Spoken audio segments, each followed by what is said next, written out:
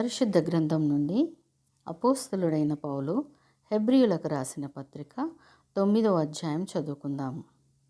ఆశ్చర్యకరుడా, ఆలోచనకర్త, అద్వితీయుడవు మా దేవా, నీకు స్తుతులు, స్తోత్రాలు, వందనాలు తండ్రి. ఈ వాక్య ధ్యానం చేచుండగా మమ్మల్ని అందరినీ జ్ఞాపకం చేసుకుని ఈ సమయం వరకు సజీవులకలో ఉంచిన గొప్ప తండ్రి, నీకు స్తుతులు, స్తోత్రాలు, వందనాలు చెల్లిస్తూ యేసయ్య పరిశుద్ధ నామం అడిగి వేడుకుంటున్నాను మా తండ్రి, ఆమెన్. పరిశుద్ధ గ్రంథం నుండి అపోస్తలుడైన పౌలు హెబ్రీయులకు రాసిన పత్రిక 9వ అధ్యాయం చదువుకుందాం. ఇప్పుడు మొదటి నిబంధనకైతే సేవా నియమములను ఈ లోక సంబంధమైన పరిశుద్ధ స్థలమును ఉండెను. ఎలాగనగా మొదట ఒక గుడారం ఏర్పరచబడెను, అందులో దీపస్తంభమును, బల్లయు, దాని మీద ఉంచబడిన రొట్టెలను ఉండెను. దానికి పరిశుద్ధ స్థలమని పేరు. రెండవ తెరకు ఆవల అతి పరిశుద్ధ స్థలమను గుడారం ఉండెను. అందులో సువర్ణ ధూపార్తియు అంతటను బంగారు రేకులతో తాపబడిన నిబంధన మందసమును ఉండెను. ఆ మందసములో మన్నా గల బంగారు పాత్రయు, చిగురించిన అహరోను చేతికర్రయు, నిబంధన పలకలను ఉండెను. దానిపైన కరుణాపీఠమును కమ్ముకొనుచున్న మహిమగల కేరూబులు ఉండెను. వీటిని గూర్చి ఇప్పుడు వివరముగా చెప్పవల్లపడదు. ఇవి ఈలాగు ఏర్పరచబడినప్పుడు యాజకులు సేవ చేయుచు నిత్యమును ఈ మొదటి గుడారంలోనికి వెళ్ళుదురు గాని సంవత్సరమునకొక్కసారి మాత్రమే ప్రధాన యాజకుడొక్కడే రక్తం చేత పట్టుకొని రెండవ గుడారంలోనికి ప్రవేశించును. ఆ రక్తము తన కొరకును ప్రజల అజ్ఞాన కృతముల కొరకును అతడు అర్పించును.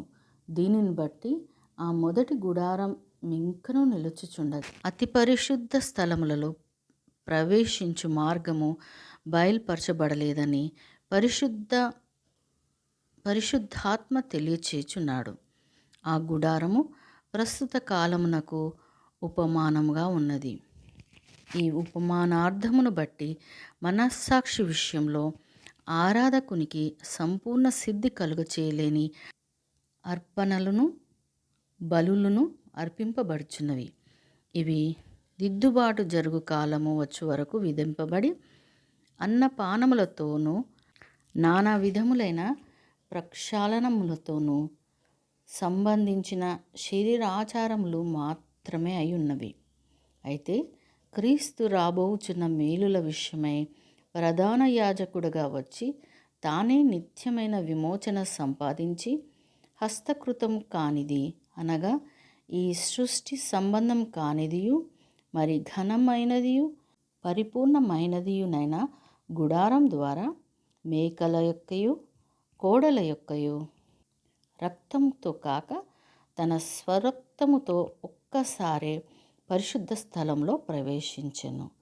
ఏలయనగా మేకల యొక్కయు ఎడ్ల యొక్కయు రక్తమును మైలపడిన వారి మీద ఆవు దూడ బూడెద చల్లుటయు శరీర శుద్ధి కలుగునట్లు వారిని పరిశుద్ధపరచిన ఎడల నిత్యుడగు ఆత్మ ద్వారా తన్ను తాను దేవునికి నిర్దోషినిగా అర్పించుకొనిన క్రీస్తు యొక్క రక్తము నిర్జీవ క్రియలను విడిచి జీవం గల దేవుని సేవించుటకు మీ మనస్సాక్షిని ఎంతో ఎక్కువగా శుద్ధి చేయును. ఈ హేతువు చేత మొదటి నిబంధన కాలంలో జరిగిన అపరాధముల నుండి విమోచనము కలుగుటకై ఆయన మరణం పొందినందున పిలువబడిన వారు నిత్యమైన స్వాస్థ్యమును గుర్చిన వాగ్దానము పొందు నిమిత్తము ఆయన కొత్త నిబంధనకు మధ్యవర్తి అయి ఉన్నాడు. మరణ శాసనం ఎక్కడుండునో అక్కడ మరణ శాసనము రాసిన వాని మరణము అవశ్యము. ఆ శాసనమును వ్రాసిన వాడు మరణం పొందితేనే అది చెల్లును. అది రాసిన వాడు జీవించుచుండగా అది ఎప్పుడైనను చెల్లునా? ఇందుచేత మొదటి నిబంధన కూడా రక్తం లేకుండా ప్రతిష్ఠింపబడలేదు. ధర్మశాస్త్ర ప్రకారం మోషే ప్రతి ఆజ్ఞను ప్రజలతో చెప్పిన తర్వాత ఆయన నీళ్లతోనూ రక్తవర్ణం గల గొర్రెబొచ్చుతోనూ హిస్సోపుతోనూ కోడల యొక్కయు మేకల యొక్కయు రక్తము తీసుకొని దేవుడు మీ కొరకు విధించిన నిబంధన రక్తం ఇది అని చెప్పుచు గ్రంథం మీదను ప్రజలందరి మీదను ప్రోక్షించెను.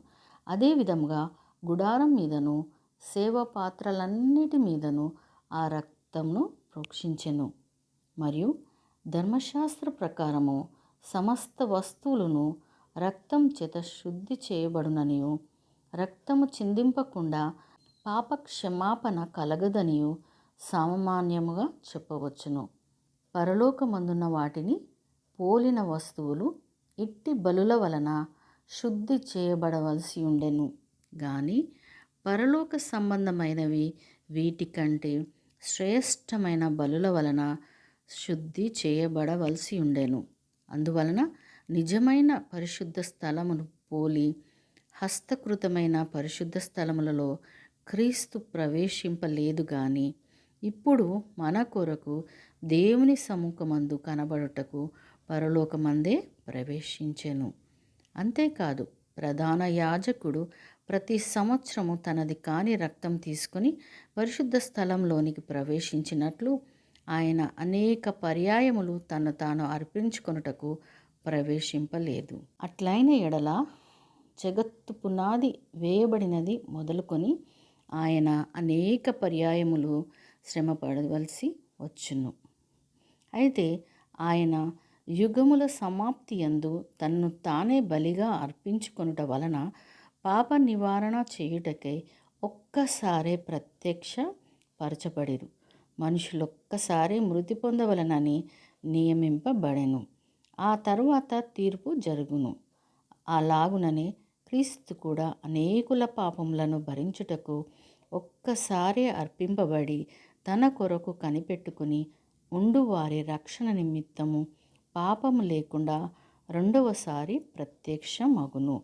దేవుడు తన పరిశుద్ధ వాక్యమును మనందరి హృదయంలో ఫలింపచేయునుగాక. ఆమెన్.